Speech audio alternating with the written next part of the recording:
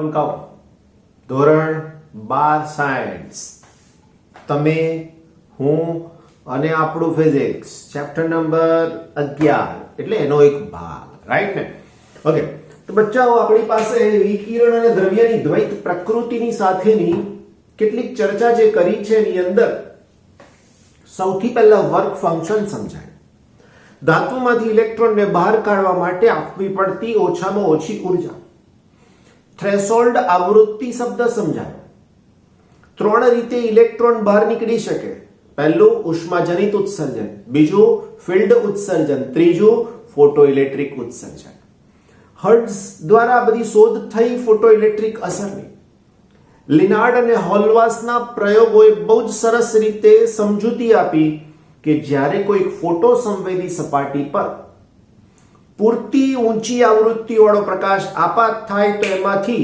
ઇલેક્ટ્રોનનું ઉત્સર્જન થાય છે આ ઇલેક્ટ્રોનને નામ આપ્યું ફોટો ઇલેક્ટ્રોન અને આખી ઘટનાને નામ આપ્યું ફોટો ઇલેક્ટ્રિક અસર લાસ્ટ ટાઈમ જે આપણે સમજાવ્યું લાસ્ટ લેક્ચરની વાત એને હું બે લાઈનમાં રજૂ કરું છું બધા જ આલેખ બધી જ સમજૂતી એના ઉપરથી મસ્ત રીતે તમે લખી શકશો આવું કોઈ નહીં સમજાવે તમને અને આ એક બેઝ બધું જ અંદર આવી ગયું બે વાતની તમને સમજૂતીની બહુ જ આવશ્યકતા છે એક છે તીવ્રતા અને બીજું છે આવૃત્તિ આ બેના સંદર્ભની જ ચર્ચા આવવાની છે બીજું કંઈ જ નહીં આવે રાઈટ તો ધ્યાન રાખજો સૌથી પહેલા હું આવૃત્તિની સાથે વાત કરી રહ્યો છું આવૃત્તિ રાઈટ આવૃત્તિ એનો મતલબ કે ન્યુ આ એનો સિમ્બોલ આવૃત્તિ વધે છે તો એની ઇફેક્ટ શું થાય આવૃત્તિ વધે બસ તો એની ઇફેક્ટ શું થાય સમજાવું ઘટે તો એની ઊંધી ઇફેક્ટ સમજવાની કરેક્ટ સૌથી પહેલા આપાત વિકિરણની આવૃત્તિ આપાત વિકિરણની આવૃત્તિ શું થયું વધે છે રાઈટ તો જે ભૌતિક રાશિ વધે છે એ પણ લખીશ ઘટે છે એ પણ લખીશ અચળ રહે છે એ પણ લખીશ કરેક્ટ તો સૌથી પહેલા આવૃત્તિ વધે છે તો એનો મતલબ ઉત્સર્જાતા ઇલેક્ટ્રોનની ઉર્જા વધે ક્લિયર બીજું સ્ટોપિંગ પોટેન્શિયલ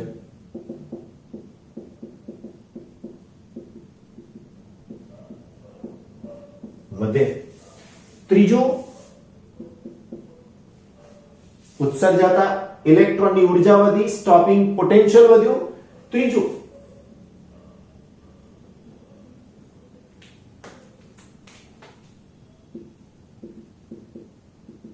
ઉત્સર્જાતા ઇલેક્ટ્રોનની સંખ્યા અચળ ઉત્સર્જાતા ઇલેક્ટ્રોનની સંખ્યા અચળ એના પછી ફોટો ઇલેક્ટ્રિક પ્રવાહ પણ અચળ એનો મતલબ કે એની કોઈ અસર થતી નથી બસ આ એક વાત થઈ આવૃત્તિની સાથે રિલેટેડ અને હજુ છેલ્લી એક વાત તીવ્રતા અચળ વિકિરણની તીવ્રતા અચળ છે એકચ્યુઅલી ડાયરેક્ટ પહેલું આવવું જોઈએ પણ કઈ વાંધો નથી સમજાઈ ગયું મારા પ્રીતમ નવી આપાત વિકિરણની આવૃત્તિની જગ્યાએ લખું છું તીવ્રતા I વધે છે રાઈટ શું થયું તીવ્રતા વધે છે એવું કીધું રાઈટ તો હવે એની સાથે રિલેટેડ જે બદલાય છે તે લખીશ ધ્યાન રાખજો સૌથી પહેલા અચ્છા આની નીચે જ આ લખું એટલે યાદ રાખવામાં કોઈ મુશ્કેલી ના પડે ઉત્સર્જાતા ઇલેક્ટ્રોનની ઉર્જા અચળ રાઈટ એના પછી સ્ટોપિંગ પોટેન્શિયલ. અચળ. કેમ અચળ? કારણ કે તીવ્રતાનું સીધું રિલેશન ફોટોનની સંખ્યા સાથે છે. તીવ્રતાનું સીધું જ રિલેશન ફોટોનની સંખ્યા સાથે છે. આની નીચેની વાત કરું તો ઉત્સર્જાતા ઇલેક્ટ્રોનની સંખ્યા, ઉત્સર્જાતા ઇલેક્ટ્રોનની સંખ્યા વધે. રાઈટ? એનાથી આગળ આવશે ફોટો ઇલેક્ટ્રિક પ્રવાહ. તો અહીંયા આવશે ફોટો ઇલેક્ટ્રિક પ્રવાહ વધે. રાઈટ? અને છેલ્લી વાત વિકિરણની તીવ્રતા. અચ્છા, that's it. વાલા મારા બચ્ચાઓ, બસ આ નોંધી લીધું તમારું લાસ્ટ લેક્ચર નું બધું જ નિચોડ આમાંથી મળી ગયું. હવે બધી જ થિયરી ફરીથી વાંચવાની કોશિશ કરજો અને પછી જોજો મારા વાલાઓ કે આ કેવો સરસ મજાનો નિચોડ છે. આ એમ ના આવે, તમારે એને વાંચવું પડે, 2 વાર સમજવું પડે, ત્રીજી વારમાં તમે પણ લખી શકો છો. કરેક્ટ? બહુ સહેલું છે, અઘરું કશું નથી, પણ એના માટે થોડીક ધીરજ, પેશન્સ અને બહુ મજાની મહેનતની આવશ્યકતા છે. રાઈટ? સો માય ડિયર બચ્ચા પાર્ટી, આઈ હોપ તમે સ્ક્રીનશોટ તો લઈ જ લેતા હશો ફટાફટ, અને એ લીધા પછી કામ કરવા માંડો. રોજ 2, 3, 4 દિવસ વાંચો, છઠ્ઠા દિવસે મોડે થઈ જશે. કશું જ નવું નથી આની અંદર, બટ પ્રેક્ટિસ જોઈએ. રાઈટ? વાલા મારા ભૂલકાઓ, નેક્સ્ટ ટોપિક જે આપણે ચર્ચા કરવી છે તે ફોટો ઇલેક્ટ્રિક અસર અને પ્રકાશનો તરંગવાદ. શું કહે છે આ પ્રકાશનો તરંગવાદ? તો આપણે જાણ્યું લાસ્ટ ચેપ્ટરમાં કે પ્રકાશની પાસે તરંગ સ્વભાવ છે, અને આ તરંગ સ્વભાવથી 3 ઘટનાઓ સમજાવી મારા વાલાઓ, અને 3 ઘટનાના નામ હતા વ્યતિકરણ, વિવર્તન અને ધ્રુવીભવન. બીજું, તરંગને ઉત્પન્ન કરવા માટે આપણે દોલનોની વાત કરી હતી. તો કે હા સર, ધોરણ 11 ચેપ્ટર નંબર જે દોલનોનું છે 14મું ચેપ્ટર, એની અંદર તમે શીખ્યા છો કે દોલક માટે ઉર્જા E એના કંપવિસ્તારના વર્ગના સમપ્રમાણમાં હોય છે. કારણ એનું બેઝિક સૂત્ર આવું છે, E = 1/2 ka². હવે એવું થાય કે જે પ્રકાશની તીવ્રતા વધારે હોય, ઉર્જાની સાથે અહીંયા તીવ્રતાને જોડીએ છે, ધ્યાન રાખજો, તીવ્રતા I also proportional to a². જે પ્રકાશની ઉર્જા વધારે હોય, એની તીવ્રતા વધારે હોય, જેની તીવ્રતા વધારે હોય એવું તરંગવાદનું સમર્થન આપનાર વૈજ્ઞાનિકો માનતા હતા કે એની ઉર્જા પણ વધારે હોય. ફરીથી એકવાર, તરંગવાદ અનુસાર વધારે તીવ્રતા વાળા પ્રકાશનો કંપવિસ્તાર વધારે હોય અને એની પાસે ઉર્જા પણ વધારે હોય એવું તરંગવાદ સમજાવનાર વૈજ્ઞાનિકો માનતા હતા. આપણે કીધું કે વાત સાચી, ચાલો માની લઈએ. પણ પ્રશ્ન હવે આવે છે કે આવી ઊંચી તીવ્રતા વાળો પ્રકાશ, આવૃત્તિ શબ્દ નથી, ઊંચી તીવ્રતા વાળો પ્રકાશ ફોટો સંવેદી સપાટી પર જ્યારે આપાત થાય ત્યારે શું થાય? તો તે વખતે આપણે એવું કહી શકીએ કે ઊંચી તીવ્રતા વાળો પ્રકાશ આપાત થાય તો આ સપાટી ધીરે ધીરે ધીરે ધીરે એની ઉર્જા મેળવે. હવે આ ઉર્જા મેળવ્યા બાદ આ ઇલેક્ટ્રોનને બહાર નીકળવા માટે, યાદ છે ને આ ચેપ્ટરમાં આગળ વર્ક ફંક્શન જેટલી જો ઉર્જા થાય તો જે બહાર નીકળી શકે, એના સિવાય એનાથી બહાર નીકળવું શક્ય નહોતું. હવે જો એટલી ઉર્જા ના મળે તો શું થાય? તો કે ઇલેક્ટ્રોન બહાર ના નીકળી શકે. આગળ દાખલાની અંદર ગણતરી છે આપણી પાસે કે જો તરંગવાદને કન્સિડર કરીએ, ના સપાટી ઉપર આવું વિકિરણ આપાત થાય તો એને ઇલેક્ટ્રોનને બહાર નીકળતા કલાકોનો સમય લાગે. જ્યારે પ્રેક્ટિકલ શું કે છે, જેવું વિકિરણ આપાત થયું એટલે તરત જ એમાંથી ઇલેક્ટ્રોન નીકળી જાય અને સમય 10⁻⁹ સેકન્ડ કરતા પણ ઓછો છે. Think about it. આ તો 1 સેકન્ડ થયો, પણ કેટલો સમય? 10⁻⁹ -9 વિચાર કરી લો સેકન્ડનો પણ કેટલામો ભાગ થયો. હવે ક્યાં વિકિરણ આપાત થાય ને ક્યાં કલાકો ને ક્યાં 10⁻⁹. તો વિકિરણને તરંગ સ્વરૂપે લેવાથી આ ઘટના સમજાવી શકાતી નથી. આ એક બીજી વાત. અને સાથે તરંગ જે પ્રસરણ પામે છે તે તરંગ અગ્રના સ્વરૂપમાં પ્રસરણ પામે છે એવું આપણે લાસ્ટ ચેપ્ટરમાં કીધું. હવે જો એ તરંગ અગ્રના સ્વરૂપમાં પ્રસરણ પામતું હોય તો આગળના તમામ ભાગને પોતાની ઉર્જા થોડીક આપે. હવે એવું તો ખબર નહીં કે ધાતુની અંદર બહુ બધા ઇલેક્ટ્રોન હોય. બહુ બધા એટલે 10⁻12, 10⁻15, 10⁻17 એનથી વધારે મોટી સંખ્યામાં ઇલેક્ટ્રોન હોય. હવે જો એ ઉર્જા મળે આખી ધાતુને તો એકને કેટલી મળે? બહુ જ ઓછી ઉર્જા મળે. તો આ વાત પણ એ જ સમર્થન આપે છે કે તરંગવાદ દ્વારા ફોટોઇલેક્ટ્રિક અસર સમજાવી શકાતી નથી જ. બિલકુલ ક્લિયર.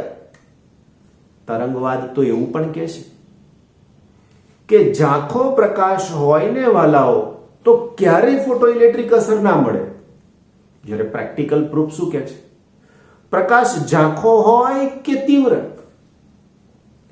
જો એની આવૃત્તિ, શબ્દ બદલાયો, જો એની આવૃત્તિ એ થ્રેશોલ્ડ આવૃત્તિ કરતા વધારે હોય તો અને તો જ ધાતુની સપાટીમાંથી ઇલેક્ટ્રોન બહાર નીકળી શકે તેમ છે. ફરીથી એકવાર, જો ધાતુની સપાટીમાંથી ઇલેક્ટ્રોનને બહાર કાઢવો હોય તો ઓછામાં ઓછી કેટલી ઉર્જા જોઈશે?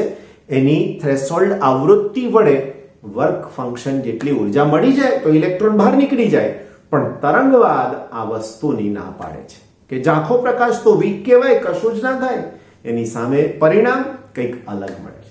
તો આવા ઘણા બધા વિરોધાભાસ હતા અને અંતે સમજાવવામાં આવ્યું કે તરંગવાદથી આ એટલે કે ફોટોઇલેક્ટ્રિક અસર સમજાવી શકાશે નહીં. કરેક્ટ? તો હવે રહ્યું શું? તો કે આ ચેપ્ટરનો મેઇન પાર્ટ જેને નામ આપીએ છીએ વિકિરણ અને દ્રવ્યની દ્વૈત પ્રકૃતિ.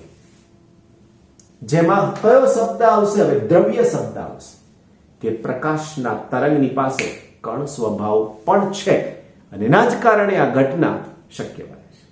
ક્લિયર? સો નેક્સ્ટ પોઈન્ટ પર આપણે જઈ રહ્યા છીએ. રાઈટ? ભલા બચ્ચાઓ, આઈન્સ્ટાઈન નામ સાંભળીને તમને કંઈક આમ થઈ જાય, રાઈટ? કે ફિઝિક્સની અંદર ઘણું બધું યોગદાન એમનું છે. તો આઈન્સ્ટાઈને જે તરંગવાદ અનુસાર આ ઘટના નહોતી સમજાવી શકાતી એનું બહુ જ ક્લિયર કટ એકદમ સરસ મજાનું સોલ્યુશન આપ્યું. એમણે એવું કીધું કે પ્રકાશ ઉર્જા એટલે કે વિકિરણનું શોષણ એ તરંગના સ્વરૂપમાં થતું નથી, સતત રીતે પણ થતું નથી. એ એક જથ્થા, ક્વોન્ટમ, કોઈ એક મૂળ કિંમતના સ્વરૂપમાં થાય છે અને એને ઉર્જાનું ક્વોન્ટમ કહીએ છીએ. અને ઉર્જાનું ક્વોન્ટમ hν છે. આ ક્વોન્ટમ વર્ડનો મતલબ એવો થાય કે જથ્થો. ક્વોન્ટમ વર્ડનો મતલબ એવો થાય કે જથ્થો. ખરેખર કોટા શબ્દ જથ્થો બતાવે છે, ક્વોન્ટમ એક ભાગ આવે તે. તો ઉર્જાનું ક્વોન્ટમ hν છે. એટલે વિકિરણ આપાત થયું એમાં આવા hν વાળા ઘણા બધા નાના ક્વોન્ટમ છે અને એ સપાટી ઉપર આપાત થાય છે કણની જેમ. હવે આ કણની જેમ આપાત થાય તો એ જોરથી અથડાય તો આ ઇલેક્ટ્રોન એને શોષી લે અને જો ઉર્જા પ્રબળ હોય તો આને નોકઆઉટ કરી નાખે, બહાર કાઢી નાખે. આપાત વિકિરણની ઉર્જા વર્ક ફંક્શન કરતા ઓછી હોય, આવૃત્તિ થ્રેશોલ્ડ આવૃત્તિ કરતા ઓછી હોય તો આ ઇલેક્ટ્રોન બહાર ના નીકળી શકે, એટલે શાંતિથી બેસી રહે. ખ્યાલ આવે છે? તો આવી સમજૂતી આઈન્સ્ટાઈન વડે આપવામાં આવી. રાઈટ? ફરીથી એકવાર જો સૂત્રના સ્વરૂપમાં સમજાવવાની કોશિશ કરું તો હું અહીંયા લખી શકું work function is equal to φ0.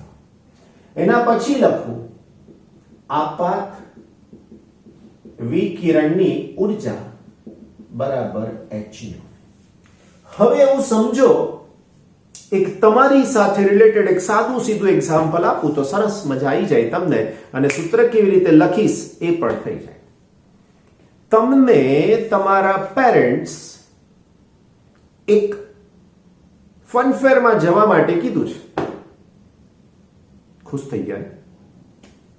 ઘણી બધી વાર કીધું છે. તમે ખોટું માનો છો, બાકી પેરેન્ટ્સ હંમેશા સાચા હોય છે. Parents are always right, always. તે ક્યારેય એમના સંતાનો માટે, એમના ચાઇલ્ડ માટે ખોટા હોતા નથી. વાક્ય જ્યાં લખવું હોય ત્યાં લખી રાખજો, પડે પડે એની સાબિતી મળશે તમને. Every moment you will get the proof of it. ફરીથી બોલું છું, parents are never wrong for their child. એ તમને બોલે, તમને લડે, તમને વળે, જે કંઈ કરે તમારા ભલા માટે છે. લખવું હોય તો લખી રાખજો, યાદ કરવું હોય તો યાદ કરી રાખજો. જ્યારે પણ થાય ત્યારે આ વાક્ય બોલજો, તમને પોતાને એ અનુભવ થશે. અત્યારે ચાઇલ્ડ છો ને, ભવિષ્યમાં તમને અનુભવ થશે, પણ રાઈટ નાઉ તમને તમારા પેરેન્ટ્સ જ્યારે પણ લડે, વળે, ખોટું લાગે, ગમે તે બોલે, મનમાં અને દિલમાં આ વાક્યને યાદ રાખજો. Parents never wrong for their child. પાછળનો વર્ડ યાદ કરજો, for their child, not for others. બીજા માટે નથી કહેતો, તમારા માટે કહું છું, રાઈટ? બીજું કોઈ પણ વ્યક્તિ હોઈ શકે, એના માટે સાચા ખોટા હશે. તમારા parents, it doesn't matter, not for their child. Okay, હા. તો વાત આપણી ક્યાં હતી? આપણી વાત હતી મારા વાલા બચ્ચાઓ બહાર તમને ફરવા લઈ જવા માટેની. તમારા પેરેન્ટ્સે તમને એકલા જવા કીધું છે. માહોલ પ્રમાણે તમને અમુક લમસમ કંઈક એમાઉન્ટ આપી દીધી છે, રૂપિયા ફરવા માટેના. ફનફેરમાં મિત્રો સાથે જાઓ છો, ધોરણ 12 ની એક્ઝામ પતાવી દીધી, પોતાના ટાઉન, વિલેજ, શહેર જ્યાં કંઈ છે ત્યાં આગળ ફનફેર આવ્યો છે, તમે જાઓ છો. XYZ અમુક અમાઉન્ટ આપી દીધી છે. સપોઝ એવું સમજો 500 રૂપીસ આપી દીધા છે. તમને કીધું છે કે આટલાનું આવું થશે, આટલા મનીનું આવું થશે, આટલા મની આવું થશે, બાકીના તારી પાસે બચે રાખજે. અહીંયા તમારો આ કાર્યક્રમ પૂરો થઈ ગયો. આઇન્સ્ટાઈનના સૂત્રનો તમારા પેરેન્ટ્સે તમને જે અમાઉન્ટ આપી છે તે આ છે. તમે અમુક જગ્યાએ ખર્ચ કરવાના છો, એ અમુક જગ્યાનો ખર્ચ એટલે આ છે. સૌથી પહેલા એન્ટ્રી ફી તો આપવી જ પડશે ને ભાઈ, નહીં તો જવા નહીં દે. તો એ ખર્ચ આ છે. બાકી જે બચ્યા એની સાથે તમે મોજ મસ્તી આરામ કરશો. સાચી વાત? તો વાલા બચ્ચાઓ, એ જ સૂત્ર અહીંયા લખી રહ્યો છું, ધ્યાન રાખજો. h આપાત ઉર્જા કેટલી ખર્ચ કરી? 50 જેટલી. બાકીની ઉર્જા સાથે શું કર્યું? એન્જોય કર્યું, કે મેક્સિમમ. અને આ કે મેક્સિમમ નો મતલબ શું? તો કે ઉત્સર્જાતા ઇલેક્ટ્રોનની ગતિ ઉર્જા. ઉત્સર્જાતા ઇલેક્ટ્રોનની ગતિ ઉર્જા. રાઈટ બચ્ચા પાર્ટી? આઇન્સ્ટાઈન મહાન માણસ હતા. આટલું સમીકરણ આપવાથી પણ એમને નોબેલ પ્રાઇઝ મળી ગયું. ભાઈ આટલું સમીકરણ નહીં હોય, આની પાછળનો ઇતિહાસ બધો બહુ લાંબો હોય છે, એમની મહેનત વર્ષોની હોય છે. એક વૈજ્ઞાનિકના સંશોધનને ખોટું પાડવા માટે ઘણા બધા વૈજ્ઞાનિકો પાછળ પડી જાય છે. એમાંય કંઈક નવું શોધાઈ જાય છે. રાઈટ? ઓકે વાલા બચ્ચા, તો આ ઇક્વેશન આપણા માટે બહુ જ અતિશય મોસ્ટ ઇમ્પોર્ટન્ટ ફોર્મ્યુલા છે આ ચેપ્ટરની. તો આ સૂત્રની અંદર ક્યાંય કોઈ જગ્યાએ તીવ્રતા એવો વર્ડ આવતો નથી. અને આ તીવ્રતા વધે ઘટે તો શું થાય? તો તીવ્રતા વધે ઘટે તો આ નહીં બદલાય. આની આગળ મુકાતો શબ્દ n, અહીંયા મુકાતો શબ્દ NH, આ H નહીં બદલાય. આ n વધે ઘટે તો આ સૂત્રમાં ક્યાંય કોઈ જગ્યાએ ફરક નહીં પડે. જે ફરક પડશે એ ક્યાં પડશે? તો કે ઉત્સર્જાતા ઇલેક્ટ્રોનની સંખ્યામાં પડશે. ક્યાંય? એ ઉત્સર્જાતા ઇલેક્ટ્રોનની ઉર્જામાં ફરક નહીં પડે. ક્લિયર થઈ ગયા મેટર? બહુ સરસ. તો આ એક આઇન્સ્ટાઈનનું સૂત્ર હતું કે જે ફોટોઇલેક્ટ્રિક સમીકરણ તરીકે પણ ઓળખાયું છે. અને આને સમજાવવા માટે એમણે તરંગવાદ નહીં, કણવાદ, કણવાદનો મતલબ એમણે દ્રવ્ય એવું વિચાર્યું. તો જ આ વસ્તુ શક્ય બને છે. રાઈટ? હવે સ્ટેપ બાય સ્ટેપ હમણાં જે બોલે ને આગળ પેલું લખ્યું હતું શરૂઆતમાં લેક્ચરમાં, એ અહીંયાથી પણ સમજશો વન બાય વન. બસ એ સમજાવી રહ્યો છું, સમજી લેજો આ સમીકરણ પરથી જ. ઓકે, વાલા ભૂલકાઓ, સમીકરણની સાથે સંકળાયેલો મુદ્દો એક, પહેલો મુદ્દો, રાઈટ? આ પહેલા મુદ્દામાં શું કહેવા માંગીએ છીએ, તો હું પહેલો મુદ્દો સમજાવીશ એની આવૃત્તિ સાથેનો, રાઈટ? આવૃત્તિ. આ શબ્દ એવું કે છે, આવૃત્તિ શબ્દ, જેને હું ન્યુ કહીશ. આ આવૃત્તિ શબ્દ એવું કે છે કે જો આ કોઈક લઘુત્તમ મૂલ્ય હોય, જો આ કોઈક લઘુત્તમ મૂલ્ય હોય તો જ આ કિંમત આના કરતા વધારે હોય, રાઈટ? અને તો જ ઇલેક્ટ્રોન અમુક ગતિ ઉર્જા સાથે બહાર નીકળી શકે. એનો મતલબ કે આ ગતિ ઉર્જા છે, અને તમને ખબર છે ગતિ ઉર્જા ક્યારેય ઋણ હોય નહીં. ગતિ ઉર્જા ક્યારેય ઋણ ના હોય. એનો મતલબ કે આ કે મેક્સિમમ એ અઋણ સંખ્યા છે. અઋણ એટલે ધન. અઋણ કોઈનું નામ છે એવું નહીં, અઋણ એનો મતલબ કે ધન સંખ્યા છે. અને આ ધન સંખ્યાની સાથે આની અંદરના જો પોઈન્ટની વાત કરું તો h nu must be greater than 50, અને એમાં બીજું કહું તો nu is greater than nu 0 હોવું જોઈએ. આ nu એટલે કોઈ પણ આવૃત્તિને આ nu 0 નો મતલબ કઈ આવૃત્તિ વાળા બચ્ચાઓ? તો nu is greater than nu 0 માં આ nu 0 ને કહેવાય થ્રેશોલ્ડ આવૃત્તિ, રાઈટ? શું કહી શકીએ છીએ? તો કે થ્રેશોલ્ડ આવૃત્તિ કહી શકીએ છીએ. ક્લિયર થાય છે મારી વાત? ઓકે, બીજું, આની જ સાથે હું બીજી ચર્ચાની અંદર તમને એવું પણ સમજાવવા માંગુ છું કે જો આ 50 ની વાત કરું તો h nu is equal to 50 કહું તો આના ઉપરથી nu 0 મારે લખવું જોઈએ. આના ઉપરથી nu 0 is equal to 50 upon h આવૃત્તિનું પદ પણ તમને મળી શકશે. આના પછી બીજી જે ચર્ચા કરવી છે એની અંદર નંબર 2 હવે આપો હો, તીવ્રતા. આ તીવ્રતાનો મતલબ શું? તો તીવ્રતા ડાયરેક્ટલી પ્રોપોર્શનલ ટુ ફોટોનની સંખ્યા. મતલબ તીવ્રતા એ ફોટોનની સંખ્યાના સમપ્રમાણમાં છે. જેટલી ફોટોનની સંખ્યા વધારે એટલી એની તીવ્રતા વધારે. અહીંયાની જેટલી ફોટોનની સંખ્યા વધારે એટલી એની તીવ્રતા વધારે. અને આ સંખ્યા વધે છે તો એક ઇલેક્ટ્રોનને કાઢવા માટે h nu જેટલી ઉર્જા જોઈએ, તો 5 ઇલેક્ટ્રોનને કાઢવા માટે ઉર્જા 5 ગણી નહીં કરીએ, એવા 5 ફોટોન નાખીશું, રાઈટ? ફરીથી એકવાર, આ ઉર્જા 2 છે, મારે 10 ઇલેક્ટ્રોનને કાઢવા છે તો અહીંયા શું લખીશ? 10. તો આવી રીતે તીવ્રતા ડાયરેક્ટલી પ્રોપોર્શનલ ટુ શેની સાથે? Numbers of photons. મતલબ તીવ્રતા એ ફોટોનની સંખ્યાના સમપ્રમાણમાં છે. તીવ્રતાને આવૃત્તિ સાથે કોઈ સંબંધ છે જ નહીં. તીવ્રતાને આવૃત્તિ સાથે કોઈ જ રિલેશન નથી, એવું બિલકુલ ક્લિયર થઈ શકે તેમ છે. સમજાય છે બધી વાતો? આ બધું થાય છે તો આ સમીકરણથી જ, બીજું ક્યાંય કશું છે જ નહીં, રાઈટ? હજુ પણ આગળ કંઈક સમજવાનું છે, એ સમજીએ. એની સાથે સાથે આ સૂત્રની અંદર k maximum is equal to, આગળ જોયું છે આપણે કે k maximum is equal to ev0, આવું પણ સમજાવેલું છે. આ કિંમત જો હું અહીંયા મૂકી દઉં મારા વાલા મિત્રો, તો ev0 is equal to h nu minus 50. અહીંને હું છેદમાં લઈ જાઉં તો v0 is equal to h nu minus 50. આના છેદમાં પણ e આવશે, ધ્યાન રાખજો હો. આના છેદમાં પણ e અને આના છેદમાં પણ e. આ સમીકરણને તમે y is equal to mx plus c ની સાથે સરખાવશો તો v0 એ આપણા માટે y થઈ ગયું, આ h upon e આપણા માટે m થઈ ગયું, અને c એ માઈનસ સંખ્યા થઈ ગઈ. ધ્યાન રાખજો, આ બે તમારા એમસીક્યુ બની ગયા કે જો હું V0 વિરુદ્ધ,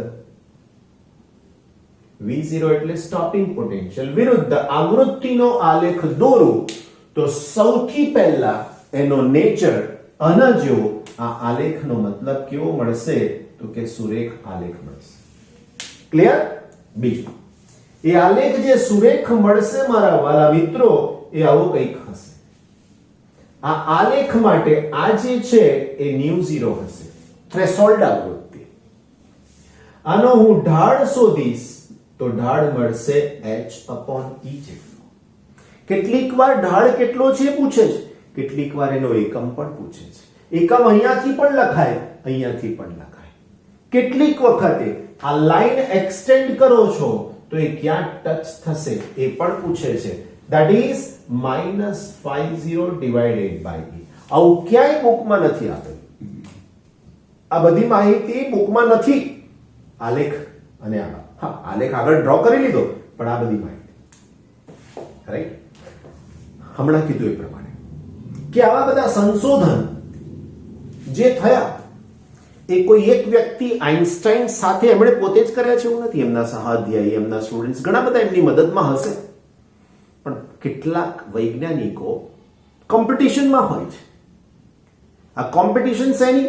તો કે આઇન્સ્ટાઈને આ શોધ્યું ખરેખર સાચું છે કે નહીં. હેલ્ધી કોમ્પિટિશન, આપણા જેવી નહીં પાડી દો એને નહીં છોડું એવી નહીં.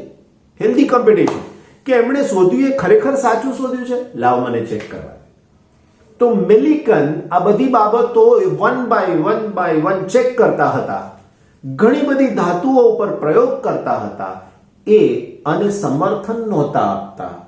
કઈ વાંધો નહીં, સમર્થન નહોતા આપતા એટલે દુશ્મની કરી લેવાની એવું નહીં. સમર્થનનો મતલબ એ પોતે જાણવા માંગતા હતા કે ખરેખર આ સાચું છે કે નહીં. એમણે ઘણી બધી વખત ઘણી બધી ધાતુઓ લઈને પ્રયોગને રિપીટ કર્યા, વારંવાર પ્રયોગ કર્યા, પણ એમને આ બધા પ્રયોગની અંદર શું મળ્યું? એક જ વાત મળી કે આ સૂત્ર સાચું છે, આના સિવાય કંઈ ના મળ્યું. હા, બીજી એક વાત એમને જાણવા મળી કે આ જે h પ્લાન્કનો અચળાંક છે, h પ્લાન્કનો અચળાંક છે, એની કિંમત એમણે શોધીને પણ આપી. સમજાય છે? કંઈક નવી બાબત એમણે શોધીને આપી. ક્રાઇટેરિયા ફિક્સ કરવા પડે, રાઈટ? ક્રાઇટેરિયા ફિક્સ કરવા પડે ને ક્રાઇટેરિયાને આધારે એમણે આવું બધું શોધીને આપ્યું, રાઈટ? પણ વાત તો ત્યાં અટકતી નથી.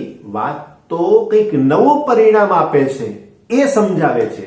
એ આપણે વાત યાદ રાખવાની છે, રાઈટ? તો કંઈક મહેનત, કંઈક નવું પરિણામ શ્યોર આપે છે. ઓકે, તો વાલા બચ્ચાઓ, આઇન્સ્ટાઈનના સમીકરણ પરથી નંબર 1, તરંગવાદ દ્વારા ઘટના સમજાવી શકાતી નથી, એ બહુ ક્લિયર થઈ ગયું.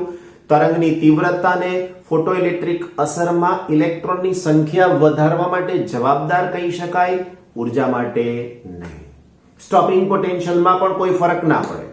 ત્રીજી વાત, જો આપાત વિકિરણની આવૃત્તિ વધે છે તો એના માટે ઉત્સર્જાતા ઇલેક્ટ્રોનની સંખ્યા નહીં બદલાય, અને ઉત્સર્જાતા ઇલેક્ટ્રોનની ઉર્જા વધે છે તો સ્ટોપિંગ પોટેન્શિયલ પણ વધારે હોવા જોઈએ.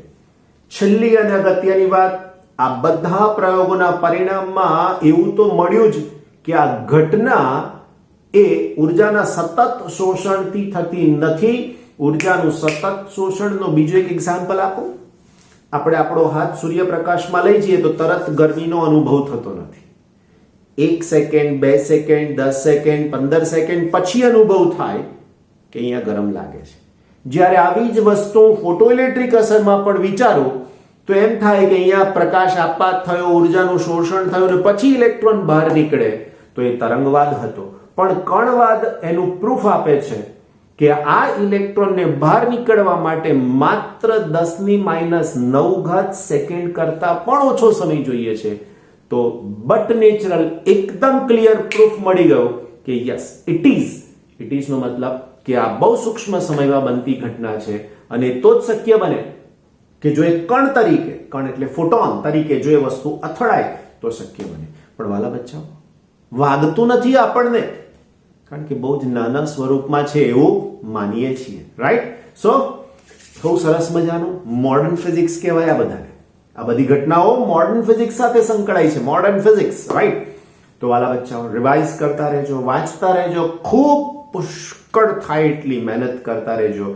બીકોઝ અથાગ પરિશ્રમ, કોઈ વિકલ્પ નથી, અને એ જ તમારા રિઝલ્ટ, તમારા ડ્રીમ, તમારા ખ્વાબ ને પહોંચવામાં સ્ટેપ્સ, પગથિયું બનશે, રાઈટ? જો વચ્ચે કોઈ અડચણ આવે તો એ અડચણને સહેજ તોડી અને એને સ્ટેપ બનાવી દો, પગથિયું બનાવી દો મારા વાલાઓ, તમે તરત જ બહાર નીકળી જશો. ફરીથી બોલું છું, યાદ રાખજો, અડચણ આવે તો એને કૂદકો નહીં મારવાનો, અડચણને આપણું પગથિયું બનાવી દેવાનું, તરત જ રસ્તો તમારી સામે સરસ રીતે દેખાશે. ઓકે, બહુ સરસ. Thank you so much.